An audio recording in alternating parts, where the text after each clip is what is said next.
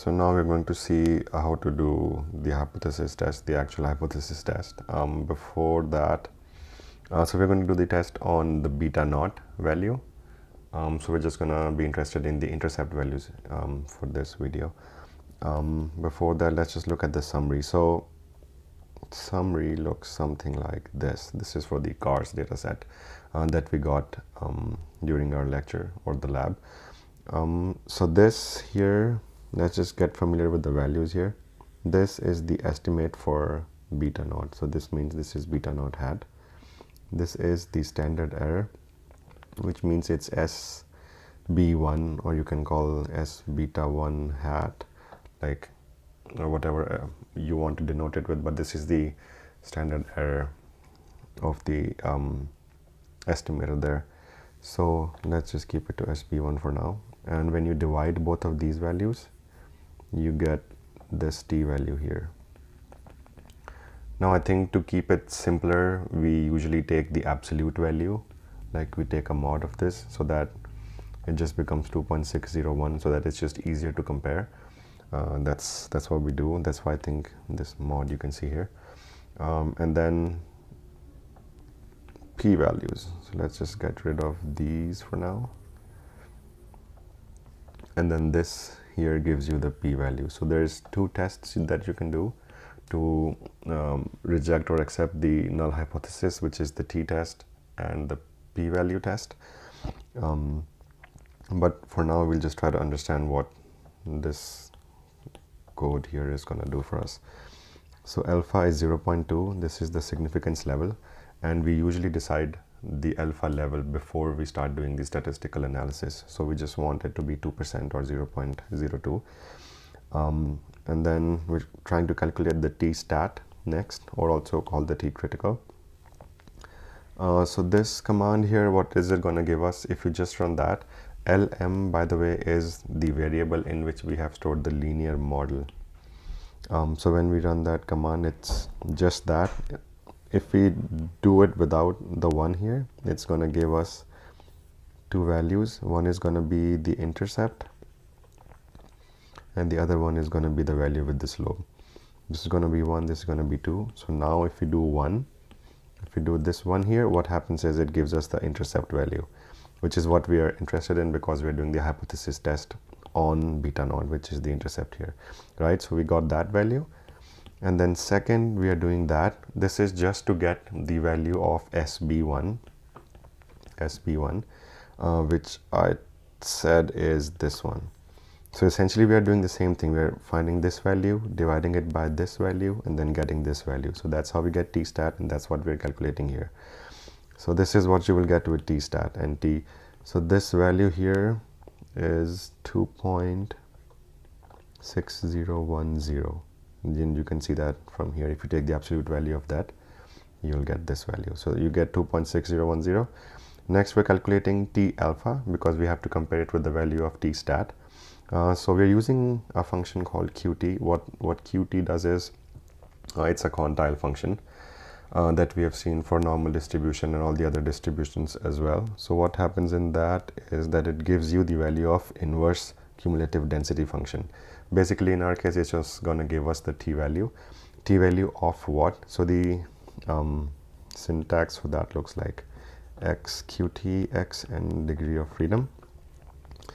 X here is going to be the area which you want to put in and get the t value for it. Basically, what we're trying to do here is, if this is our distribution, then we take, if this is t alpha by 2. So actually we don't know this for now. We were just telling R that this is the area and we want to find this value.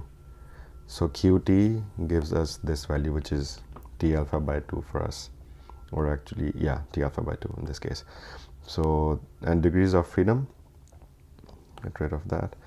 Degrees of freedom, what happens in this is, usually how do we calculate this? You can find the number of rows in the data set and then subtract 2 from it, because linear regression, the degrees of freedom is equal to n minus 2, and then n is the number of rows, the total number of samples that we had, or the observations. So what we do is,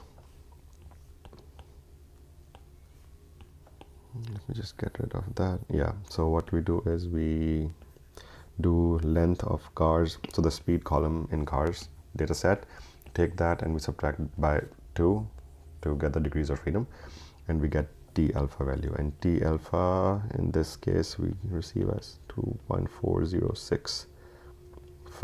Let's just put it at that. And then our next job is to compare the values. If T alpha by 2 is less than or equal to T critical or T stat, then we reject H naught. In this case, alpha by 2 is this 2.4, and then we're comparing 2.4 with 2.6. So we can see that here this condition is true, and then we do reject the H naught. So that is using the T values. And now looking at the P values. So P value, as we already saw, that this is the P value for the intercept. And this is what we're going to get when we calculate it here. So these values are going to be exactly the same, but we're just trying to do it using formulas instead of using the table for it. So let's get rid of that. So in this one, we're using a function pt. Now pt has the same arguments as qt. It takes x and it takes degrees of freedom, but this time, so what pt does is we give it a value and then it gives us the area to the left of that value. So if that is our distribution and we're giving it that value, it's going to give us the area of anything to the left of this value, right? So when we do this here, it gives us the area to the left of the curve, which is yellow portion here, right? And then after that, what we're doing here is we're doing 1 minus that value. So when we do 1 minus of that value, what area we will get is the area to the right of the curve, right? So I think my distribution kind of sucks here. Let's say it's that. Oopsie. Yeah, so if that's it, we'll get this portion here when we do 1 minus that pt value, right? And then after that, what we're doing is we are multiplying it by 2, because this portion, there is a T alpha by 2, there's another T minus alpha by 2, and we are interested in getting the area of both these sides here.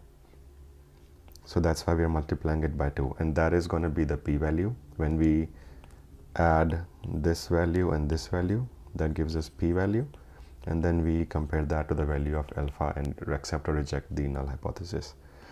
So let me just again get rid of that here. But yeah, so let's take that off as well. So that's how we get our p value. And then p value in this case that we get is, as we already seen it from the summary table, it's 0.0123. That's p. And alpha we had already chosen in the beginning, it's 0.02, and since our p value here is less than alpha, we reject H naught. And rejecting H naught just means that, like here I'm saying beta 1, but this is for beta naught. So beta naught is equal to 0 is something that we're rejecting, which means intercept is not equal to 0. So that's how you do hypothesis test for the intercept. And one last thing that I forgot to talk about was the confidence interval here. So this conf int function gives you the confidence interval for your linear model. But see how it says speed here? So if you want to find the confidence interval of just the intercept or just the slope, you can input that variable here. And this variable here has to be the name that you put in the quotes has to be the same as what you put when you were creating your linear model here. If you said that this is cars dollar speed, then you put cars dollar speed down there as well. So you can see this one here just gives you the output for speed. So this is the confidence interval, 99% for speed. But if you take that off, and run it, it gives you the confidence interval for both the intercept and the speed. You might need it, you might not need it, but this is what I was doing initially. And then like a friend of mine told me, okay, if you do that, you just get it for that specific variable. And then you can change this 99 to 95 for a 95% confidence interval and so on.